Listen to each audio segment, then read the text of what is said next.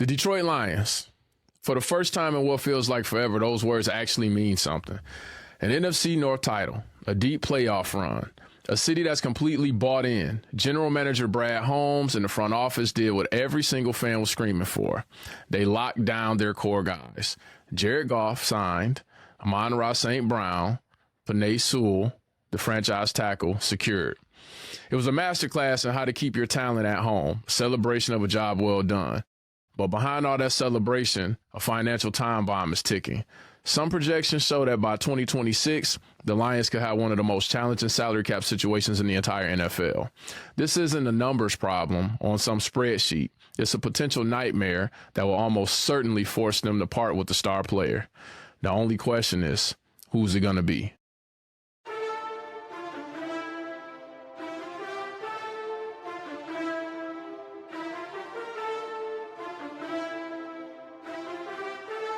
Welcome to Blue Collar Blitz Podcast. I'm your host, Maverick. I'm Big O. Today we're going to talk about who the Lions must part with in order to get this salary cap situation under control for the following season. Me and Big O been kicking around a few names, and it's literally been a few names because it's not many. But what we're going to discuss today just shows that this is a must-win year. You have to win this year. The players that we discussed last week that have to step up, everyone has to step up. You win now or you're going to be in some trouble in the upcoming years. So looking at some of these salary cap numbers, you got the salary cap numbers in front of you, Big O? Yes, I do. What's our salary cap numbers for those three that I named? Jared Goff, Amon-Ra St. Brown, and Penei Sewell. So Goff his cap is, let me move it over. I think it's 69,000. I mean, million. Mm-hmm. Keep on saying that. And then, one second. I'm sorry. No problem. I'm still getting used to this. No, that's cool. So I got him. He's at 69 million. Yeah, and then who was the other one you said? And then St. Brown is at 33. 33, yep. And then Penei Sewell's at 28. So that's a significant chunk of your salary cap being taken up by three players. And I'm not saying that we don't need those three players. I'm glad that they got their contracts, but something's got to shake. We have $48 million in cap space this year, but then it shows next year that we're going to be over the cap by 41 mil. There's one player that we talked about in particular that needed to step up, and it's now more than ever. It's Taylor Decker. He's going to count for 21 mil against the cap. He'll be 32 next year. I personally feel like he has to be the casualty. I mean, it would seem that way, but I mean, if that's the only one that we have to put a chunk in there, I guess it would be him. But because we have really nobody else. I mean, everybody else is pretty much, they're not making enough to put a dent in the salary cap. Right. I mean, we still got to pay Hutch. Exactly. We still have to pay J-Mo. McNeil's cap number for next year, he's at about 29 as well. And obviously you don't want to get rid of, all of your star players, or you really don't want to get rid of any of your star players, but I don't see anyone else on this roster that I would even, you know what I'm saying, I would say could be cut. I mean, DJ Reed, he had 15 mil. Dang. I mean, so I believe, if I'm correct, I believe this is also the final year for Anzalone, who still has not reported to camp, wants a new contract, Khalif Raymond, DJ Reader, and Amik Robertson. So we know the chances of us bringing DJ Reader back are slim to none. We drafted the D-tackle in the first round. Khalif Raymond is, kind of on the fence. We can bring him back, maybe not, because we got the receivers. We brought in two receivers. I believe Jack Campbell can take over where Anzalone was, as long as he can get his coverage under control. He just has to get a little bit better in space. But still, I mean, I know you're able to roll some of the money over that you save this year into next year's cap space, and I'm sure the cap number will go up. It went up by almost 24 mil for this upcoming season. But what does that leave? Because you still have to give contracts to Hutch and J-Mo. Mm-hmm. So now you're looking at restructuring and kicking the can down the road. And my question is, how long can we do that? Not long. I mean, they gonna really, because sooner or later, they're gonna want more money regardless. Everybody wants more money, especially absolutely. The better we do, the more the more you want. That's absolutely. That's any job. Absolutely. Hey, I've been doing extra. I've been looking good. I've been doing everything you tell me to do. I get some more money. Mm-hmm. And then if you ain't got no more money, it's always somebody else that got more money who looking for that player because they team ain't doing good. Mm-hmm. So, I mean, like you said, this is a must win. Yeah. Now I got a question for you. Oh, no. I am going to get stoned in the comments for this question. Golf is making $70 million next season. Mm-hmm. Say they don't do well this season. Is he on now? You're not going to cut him. That's too much dead money. Would you consider trading him? I'm gonna head out. Wait a minute. Wait a minute. Hey, what you do to me last week? Yeah.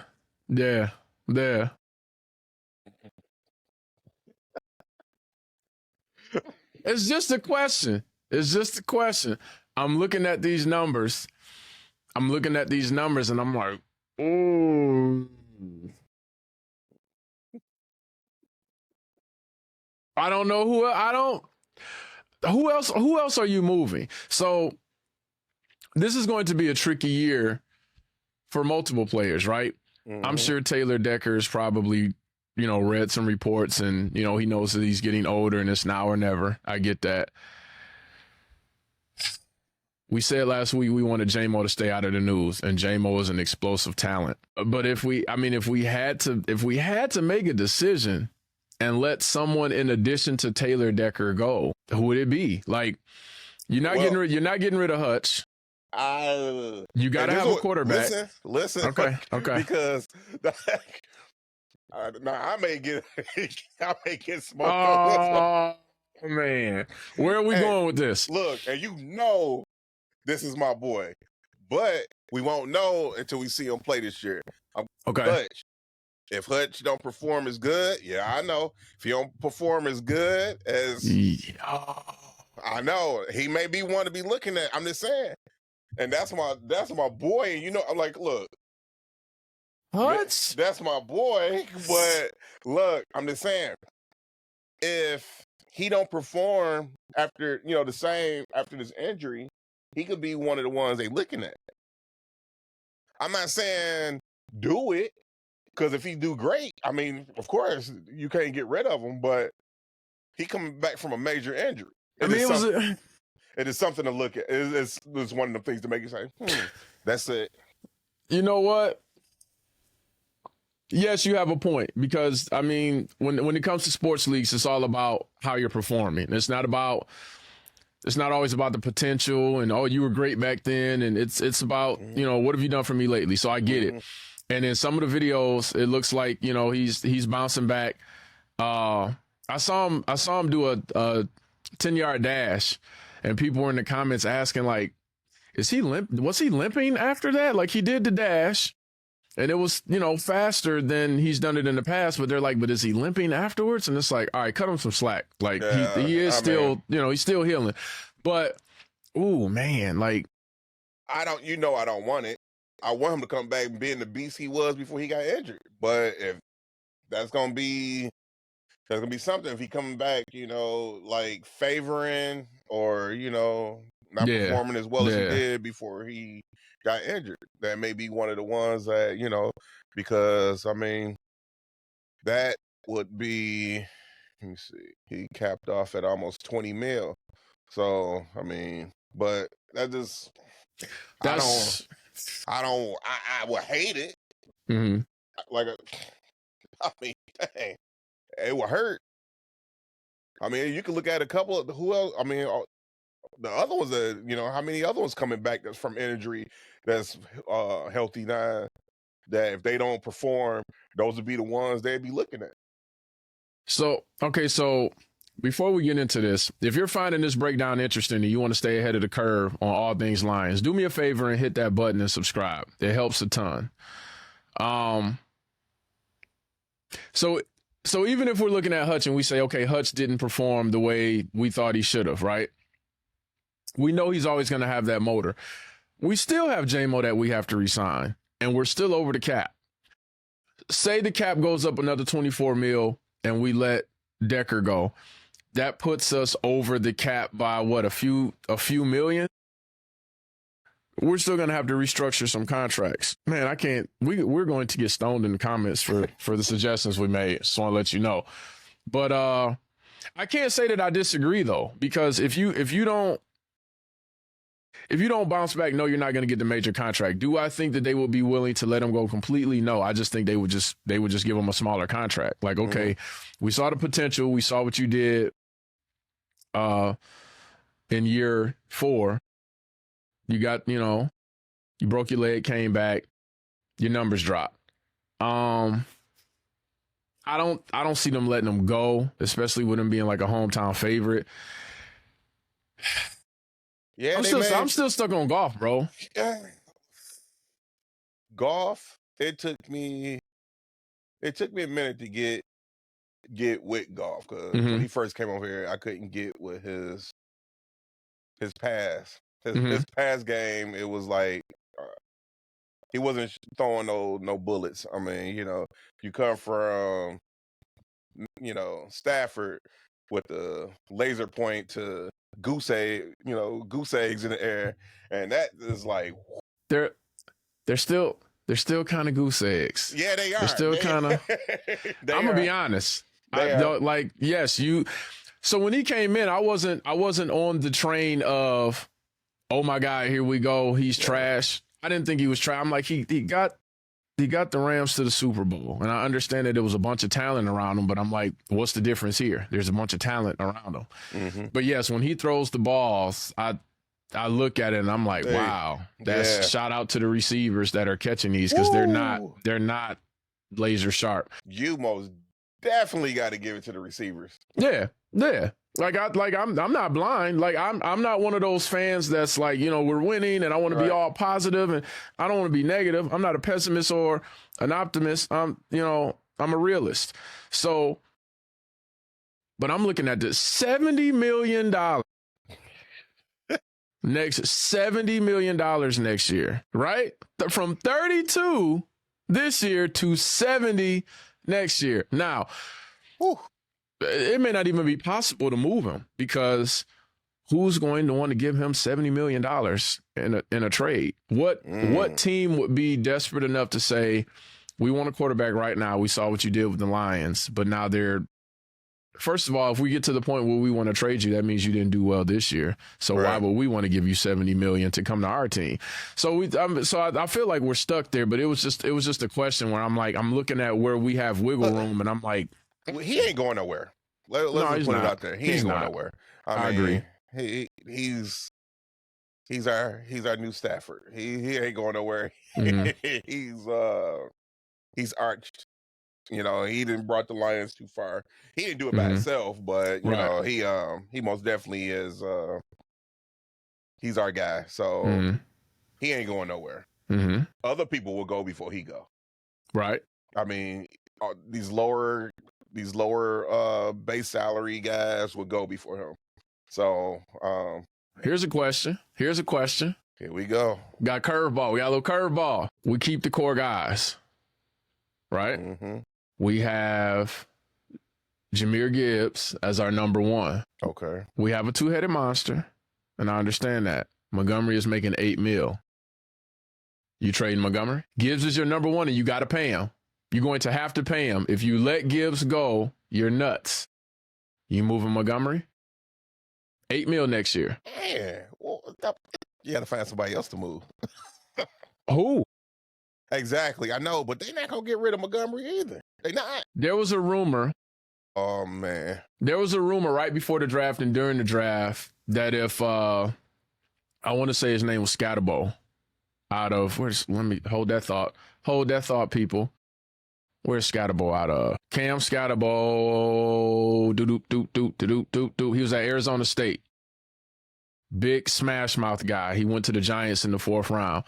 There was a rumor if he was there, the Lions were going to get him and groom him to be the next Montgomery. And he wasn't there. Depending on how credible those rumors were,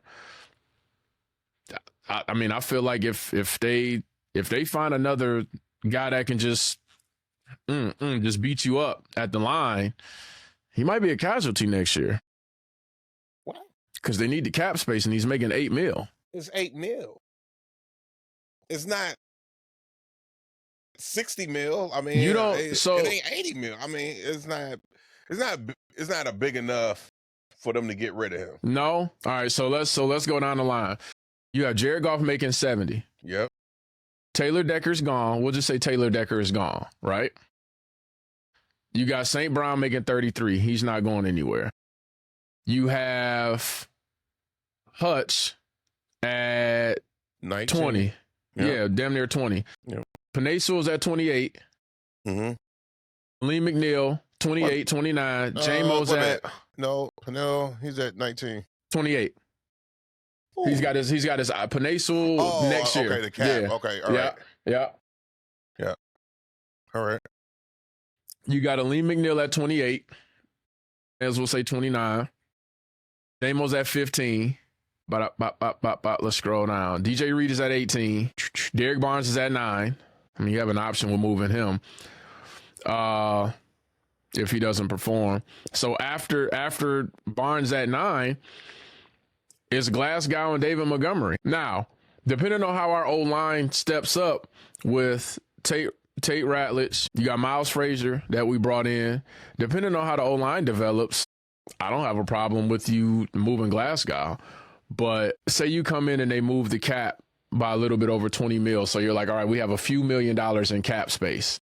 And you need to move one of those guys to say, okay, now we have 10 million to like put another piece somewhere, or we have a little bit of room to, because you still have to resign all these people after next year. So basically they would have to, if they got rid of him, they would have to get rid of somebody else to make it.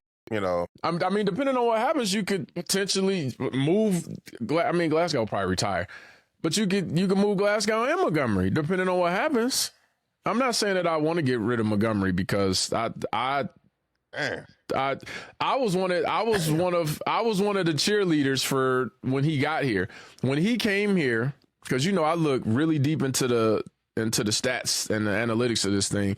When he came here from Chicago, a lot of people were like, why did we get rid of what's his name? Anime dude that went down to the Saints that was here the year before him.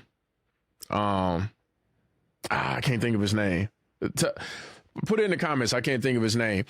But when he was here and he had a decent year, they were like, well, I don't like how we got rid of him and we brought Montgomery in here. And I'm like, do you realize Montgomery was he was at the top of the league for forced missed tackles? Like, we need that. And people don't look that deep into it. They were just like, it's the Bears. What did he really do at the Bears? Or like, you know what I'm saying? I'm like, no, it's not always about just the team. Like, what is he able to do with the ball when he gets it? And when you look at the analytics, he was at the top for forced missed tackles. I'm like, we need that. So I'm not hating on Montgomery. I don't want him to go anywhere. I'm just looking at the salary cap and I'm like, who needs to go? Who needs to move? I'm not even saying that I'm hating on Goff, because I was one of the guys when he came here. I was like, you can't say he's that bad if they got to a Super Bowl. And they're like, he's not better than Stafford. And I'm like, no, he doesn't throw better than Stafford. But you knew this since Stafford was coming out of Georgia when he almost lost to our guys at Michigan State, I was like, Stafford likes to play the hero a lot. Stafford likes to come from behind, and you won't be able to do that in the NFL all the time. And he was actually quoted in an interview where he was saying, like, yeah, I like to be the hero. But I'm like, I saw that in Georgia. Like, you almost lost to our Spartans the year we didn't have a no-fly zone, and you came back in the second half and you beat our butts.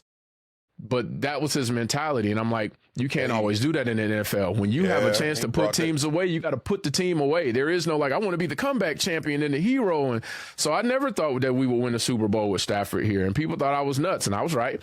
But people, they thought I was crazy. Like, we're going to win with him. No, you're not, because you don't have the team around him to enable him to play comeback kid. So no, and I said that. I mean, I totally agree. Everything you said about Stafford, because I was like, man, he ain't gonna win it here. He don't have those keys that he need to win it. I mean, he the one who always be the one to come back at the last minute. He was the reason why my blood pressure medicine went up. That's always been his playing style. And people that only watched him here, I'm like, you guys watched him here. I'm like, I watch college sports. I watch college football and pros. I'm like, I watched him at Georgia. He likes to play comeback kid. He likes to be the hero. There's nothing wrong with that. But once you get to the highest league, like, if you're losing, we're not letting you come back, because you're like, you like to put pressure on yourself to be able to come back and say, look, I did it. That's not, you can't consistently do that in the pros. Let me see who else does. But let me see, Roger, he does that. Who else? It's a couple of Qs do it, QBs do it. So, I mean, right last minute, like, all right, it's time. Throwing balls, laser point, throwing through their legs. Put the team away when you can put the team away. There's a time and a place for the heroics. It can't be every game. Yeah. But so I never had a problem with Goff when he came here. I'm like, it's cool. If you think he's a game manager, cool, we'll build around him. I'm looking at that $70 million hit. It's a lot. That's a lot. $70 million. We got to win. And we got to win. You got the cards stacked against you because we have a new coordinator on both sides of the ball. I'm hopeful. I am hopeful. I mean, it's do or die this season. It most definitely scares me right now because I don't know what these new guys gonna do. So, that waiting process, boy, I'm like, woo, man, come on. I mean, I hope they're reading from the same playbook, at least close to it, putting their own little spin on it. But yeah, well, they had the trick playbook for sure. Well, we're about to find out. So, and then I know you just can't wait for that first game with Chicago. Oh, I can't wait. This is the season. Obviously I was all in the last few seasons, but if this is the season that I'm like, I'm laser focused on it. Because yes, we have to beat Chicago twice. We got to go all the way. Everybody got to step up. We got to go all the way. I'm not so sure that they're going to spend any of that cap money this year bringing someone in, because a lot of the people that we may have the opportunity to bring in, they don't want a one-year deal. They don't want a one and done. They want a multi-year deal. So we may roll a lot of that money over into next year to help out. But you got to win now. So, you got anything else? I feel like we went over all the numbers, and as far as, the viewers at home, maybe if we missed something, let us know in the comments. We can spark a little debate.